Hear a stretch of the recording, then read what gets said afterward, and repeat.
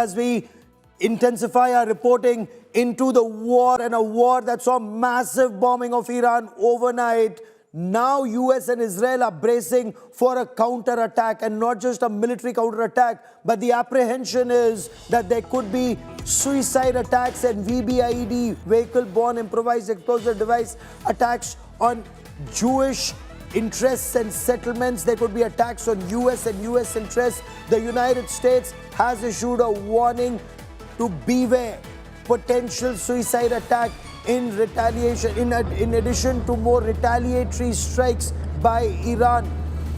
Information is US and US interests in the region could be targeted.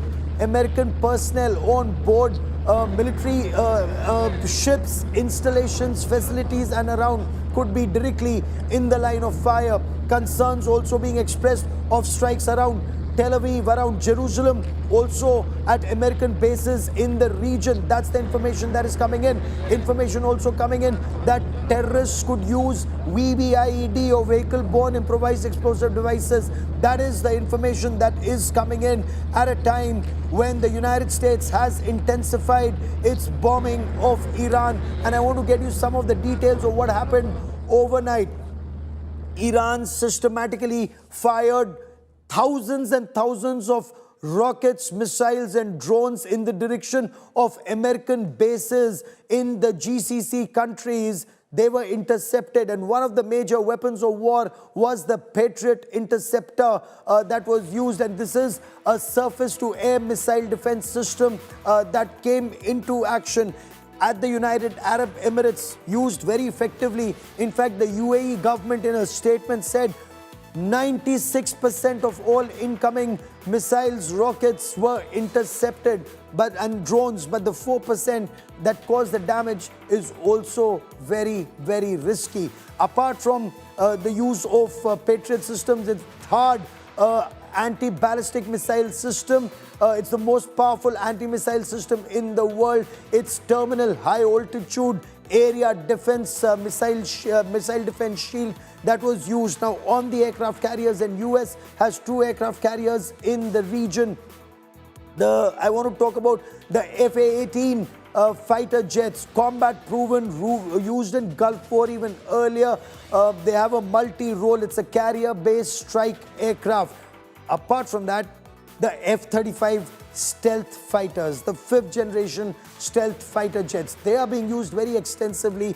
And the fact that Iran virtually doesn't have an air defense system. Remember, in the 12-day war, the air defense system was taken down. Israeli and American fighter jets, including the American F-22 Raptors, they've been flying with impunity over Tehran and over different parts of Iran, carrying out bombing raids. We're also being told of advanced stealth air dominance fighter, the F-22 Raptors, being used in this battle.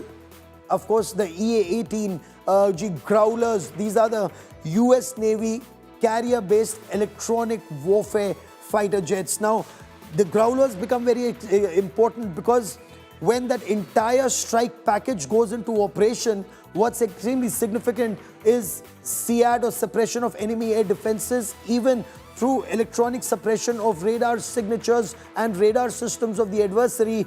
Then the fighters go in and carry out their bombing raids and take out the enemy air defenses.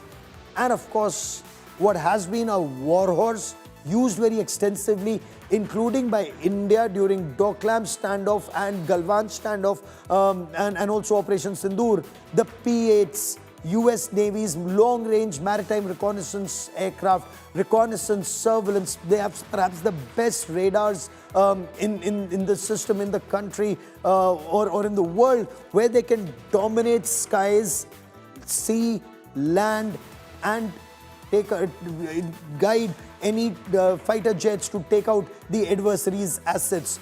Nuclear-powered aircraft carrier, America has 2, USS Gerald Ford and Abraham Lincoln, with a displacement of about 98,000 tons. About 100 aircraft they can carry on board. Apart from fighter jets, they also carry electronic intelligence aircraft, they carry surveillance aircraft, anti-submarine warfare aircraft, anti-ship warfare aircraft, And what was also used in the 12-day war were the B-2 stealth bombers. These are US strategic bombers, long-range maritime multi-role strategic bombers. American president called them that big aircraft that can go long distance, repeated mid-air refueling, strike and then fly back. Now these bombers are also being deployed very extensively, and the kamikaze drones. Disruptive warfare. This is the future of warfare. Kamikaze drones being used by the United States of America and by Israel. I mean, they have the Harops, the Harpies. India uses the same drones in Operation Sindoor to devastating effect during Operation Sindoor, but they're also being used very extensively now in these operations by Israel and the United States of America. Now, American President Donald Trump has given some details of Epic Fury by the United States. The goal is to carry out bombing inside Iran till the time you have the people of Iran who will rise against the government. That's their game plan. They're targeting about 2,000 plus vital assets and vital points inside Iran to ensure the current regime collapses. Their army, armed forces, the IRGC, the Navy, the missile force, the rocket force, the production facilities, they completely collapse. That's the aim. They've targeted command and control centers, IRGC joint headquarters. IRGC, this is Iran's Islamic Revolutionary Guard Corps. Their aerospace headquarters has been targeted. And these are some details that America is giving out at this point of time. The 2,000 plus targets that have been identified, what all has been taken down already, and communication nodes, they're still in the process of taking some of them down. The integrated air defense system, the ballistic missile launch sites, storage silos and production facilities. Iranian Navy ships, the very crucial port of Bandar Abbas. Now, Iran has a coastal navy, doesn't have a very large navy, doesn't have a blue water navy, but their aim is, since they're very strategically located at the Strait of Hormuz, even their corvettes, even their missile boats, even their ships of fast attack crafts, they can either intercept or they can block the Strait of Hormuz.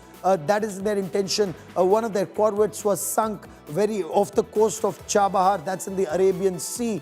We are now being told at least 9 ships have been sunk. Till some time back, the information was of 5. Iranian Navy submarines, they are being hunted and taken down. Anti-ship missile sites are being taken down. Military communication capabilities are being taken down.